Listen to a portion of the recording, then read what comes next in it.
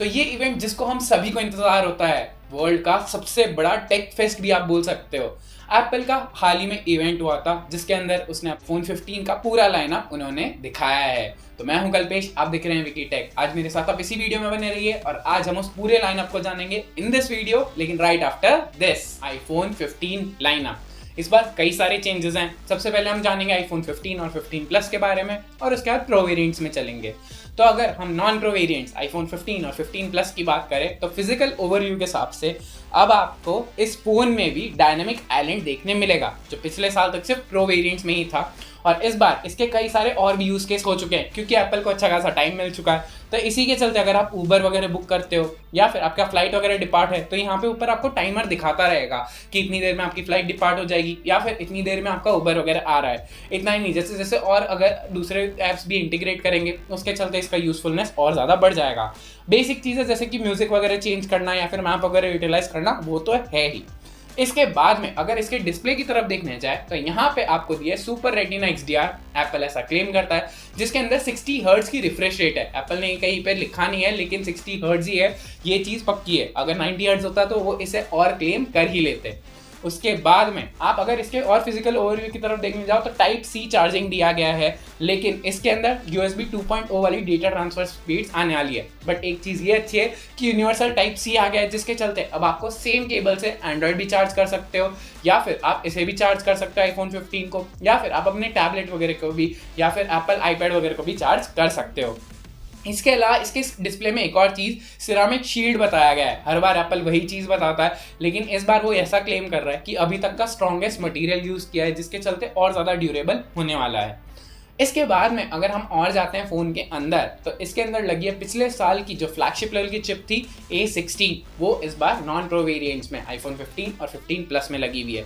जैसा कि हम सभी जानते हैं ये बहुत ज़्यादा capable tried and tested product है, जिसके चलते आप ग्राफिक्स इंटेंसिव काम कर लो तो भी किसी भी तरह का इश्यू नहीं आएगा। आपको वीडियो एडिटिंग करनी है, गेमिंग वगैरह करनी है या डे टू डे टास्क करना है, कहीं पे भी किसी भी तरह का इश्यू नहीं आने वाला है। और क्योंकि एप्पल की खुद की सिलिकॉन है तो इंटीग्रेशन इसके ऐप्स के साथ, इसके OS के साथ काफ़ी अच्छा है।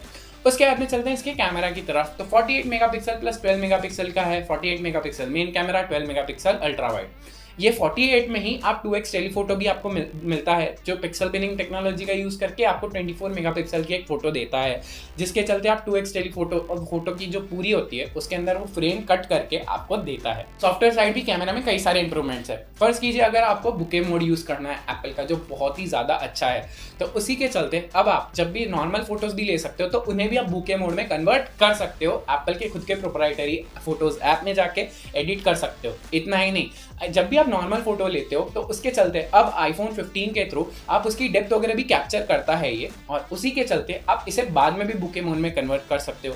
इसके बाद में हम चलते हैं इसके अंदर और भी कई सारी चीज़ें हैं छोटी छोटी, जैसे कि अगर आप कॉल वगैरह करते हो तो अब आप AI का यूटिलाइज कर सकते हो, जिसके चलते आपकी वॉइस को प्रायोरिटी देगा। पब्लिक प्लेस में हो, बहुत सारी आवाज़ आती है, सामने वाले को अच्छे से सुनाई नहीं देगा, तो बस आप एक क्लिक से AI की मदद से आपकी वॉइस को एनहांस कर सकते हो। रियल लाइफ में किस तरह से काम आएगा वो तो प्रोडक्ट आने पे ही पता चलेगा, लेकिन जिस तरह से इन्होंने इंट्रोड्यूस करवाया है वो बहुत ही अच्छा फीचर है। और एप्पल जब भी कुछ भी करता है तो ये तो हम सभी जानते हैं कि काफ़ी ज़्यादा बेटर होता है। उसके बाद में इसके अंदर SOS फीचर सैटेलाइट कनेक्टिविटी वाला भी है, जिसके चलते अगर आप रोड साइड असिस्टेंस आपको चाहिए, कहीं पे आप फंस वगैरह गए हो तो उसका भी आप यूटिलाइज कर सकते हो। इतना ही नहीं, कई सारी कंट्रीज़ में ये उनकी जो स्टैंडर्ड ऑर्गेनाइजेशन है रोड साइड असिस्टेंस वाली, उनके साथ भी एप्पल ने पार्टनर अप किया है, लेकिन ये 2 साल के लिए फ्री है। उसके बाद में आई थिंक ये सब्सक्रिप्शन बेस्ड मॉडल होगा।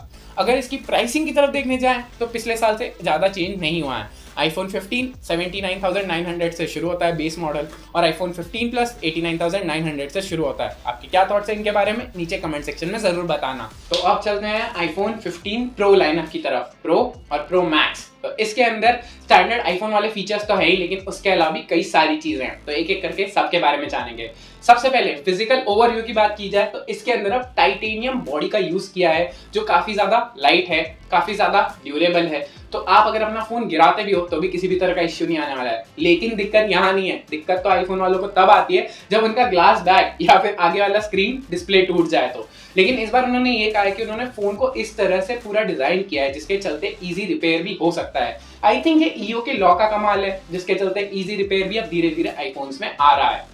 तो चलते हैं अब इसके आगे इसके डिस्प्ले की तरफ। तो नो डाउट इसके अंदर भी डायनामिक आइलैंड तो है ही, उसके बाद में इसके अंदर भी सुपर रेटिना डिस्प्ले है जो अप टू 2000 निट्स तक जा सकता है। इसके बाद में इसके अंदर भी सिरामिक शील्ड का यूज किया है जो एप्पल क्लेम करता है अभी तक का स्ट्रॉन्गेस्ट डिस्प्ले मटेरियल यूज किया गया है। उसके बाद में फिजिकल ओवरव्यू की बात करूं तो इस बार इन्होंने डिजाइन में थोड़ा सा चेंज किया है। अभी तक जहां पर हमें अलर्ट स्लाइडर मिलता था उसके बदले इन्होंने एक एक्शन बटन दिया है जिसे आप कस्टमाइज भी कर सकते हो। बाय डिफॉल्ट तो ये आपका फोन को रिंगर में या फिर साइलेंट में डालने के लिए है, लेकिन इसे आप ऐप में जाके सेटिंग में जाके इसको पूरी तरह से कस्टमाइज कर सकते हो।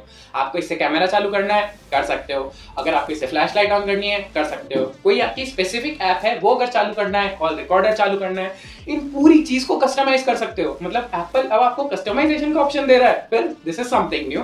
तो इसी के चलते आप इस बटन को किसी भी तरह से प्रोग्राम कर सकते हो और इस फीचर का यूटिलाइज कर सकते हो।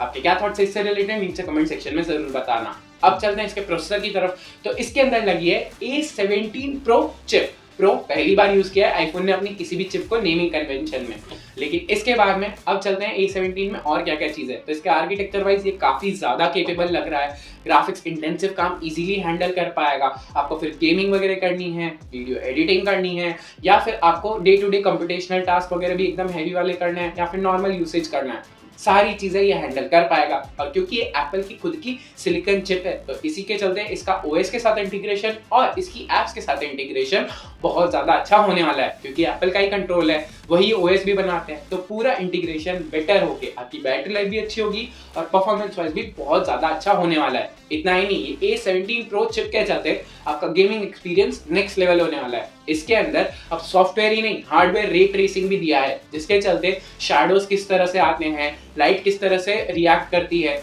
वो सारी चीजें अब हार्डवेयर बेस्ड भी होने वाली है। जैसा आपकी स्क्रीन पे दिख ही रहा होगा, विद रे ट्रेसिंग और विदाउट ट्रेसिंग में ग्राफिक्स में कितना ज्यादा डिफरेंस आ जाता है। इसी के चलते आपका गेमिंग एक्सपीरियंस, मूवी देखने का एक्सपीरियंस, ये सारी चीजें नेक्स्ट लेवल पहुंचने वाली है। अब चलते हैं इसके कैमरा की तरफ, जो इसकी one of the main highlights तो होता ही है। इसके अंदर 3 कैमरा वाला सिस्टम है, लेकिन आप इसे अलग अलग तरीके से यूटिलाइज कर सकते हो। मेन कैमरा है 48 मेगापिक्सल का, उसके बाद 12 मेगापिक्सल का टेलीफोटो है जिसमें आप 3x नहीं 5x तक जा सकते हो। उसके बाद में एक और है 12 मेगापिक्सल का अल्ट्रा वाइड। इसके कैमरा की अगर बात करें तो कैमरा बहुत ज्यादा केपेबल हमेशा होता है। आईफोन का कोई भी कैमरा उठा लो, हमेशा उस साल में वन ऑफ द बेस्ट तो होता ही है। इस बार भी 48 मेगापिक्सल वाला कैमरा बहुत अच्छे से काम करने वाला है। पिक्सल बिनिंग टेक्नोलॉजी का ये भी यूटिलाइज करता है, जिसके चलते आप 4 अलग अलग लेंस फ्रेम में इस फोटोज को ले सकते हो। इसके बाद में आप इसके अगर अल्ट्रा वाइड की तरफ देखने जाओ तो अब अल्ट्रा वाइड को एज अ मैक्रो कैमरा भी यूज कर सकते हो। Ultra wide no doubt Apple का वन ऑफ द बेस्ट तो है ही। 12 मेगापिक्सल का आपको अल्ट्रा वाइड मिलता है, जिसके चलते आपकी फोटोज और अच्छी आने वाली है। आज तक हमने आईफोन में कभी भी मैक्रो फोटोज नहीं देखी है, लेकिन अब आप इस चीज का यूटिलाइज कर सकते हो। इसके बाद चलते हैं तीसरे कैमरा की तरफ, और वो है 12 मेगापिक्सल का टेलीफोटो।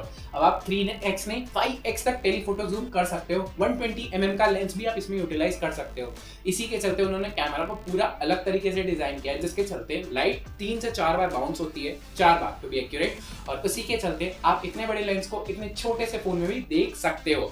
सेंसर शिफ्ट टेक्नोलॉजी इसमें भी यूटिलाइज की है, जिसके चलते तीनों एक्सेस पे सेंसर शिफ्ट होता है, तो OIS भी इसमें आपको और बेटर मिलने वाला है। इसके अंदर आप स्पेशल वीडियो भी क्रिएट कर सकते हो। इसमें ये अपना मेन कैमरा और अल्ट्रा वाइड कैमरा के चलते डेप्थ ऑफ फील्ड वगैरह सारी कैप्चर कर लेता है। और अब अगर आप, जैसा हम जानते हैं पिछले साल इन्होंने एप्पल विजन प्रो लॉन्च किया, तो अब अगर आप इस साल से वो अवेलेबल होगा तो आप खरीद लेते हो, तो आप उस मोमेंट को एज ए 3D इमेज देख पाओगे, 3D वीडियो देख पाओगे। तो इसके अंदर अब एक नया फीचर है, जिसके चलते आप आईफोन को एज अ कैमरा यूटिलाइज कर सकते हो, लेकिन आप तुरंत, क्योंकि इसके अंदर USB 3.0 है, तो डेटा ट्रांसफर स्पीड भी बहुत ज्यादा हाई है, तो आप वो भी कर सकते हो। इतना ही नहीं, एप्पल इसे एक स्टेप और ऊपर लेके गया है, जिसके चलते मेन कैमरा तो आपका आईफोन 15 प्रो या प्रो मैक्स ही रहेगा, लेकिन एट द सेम टाइम उसका जो स्टोरेज है वो आप एक्सटर्नल ड्राइव में कर सकते हो। मतलब आपको स्टोरेज की कोई टेंशन नहीं। प्राइसिंग की तरफ अगर देखने जाए तो आईफोन 15 प्रो की प्राइस शुरू होती है बेस वेरिएंट 1,34,900 से, और प्रो मैक्स की शुरू होती है 1,59,900 से। हाँ, प्राइस थोड़ी सी ज्यादा इसलिए क्योंकि अब इन्होंने जो प्रो मैक्स वाला वेरिएंट है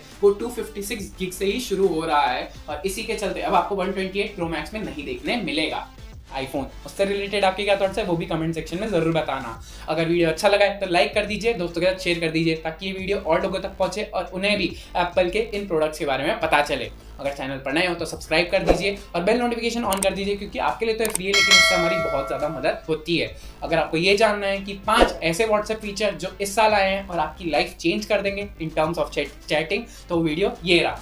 मैं मिलता हूं आपसे नेक्स्ट वीडियो में। तब तक ये बात हमेशा याद रखना कि ज्ञान बांटने से बढ़ता है।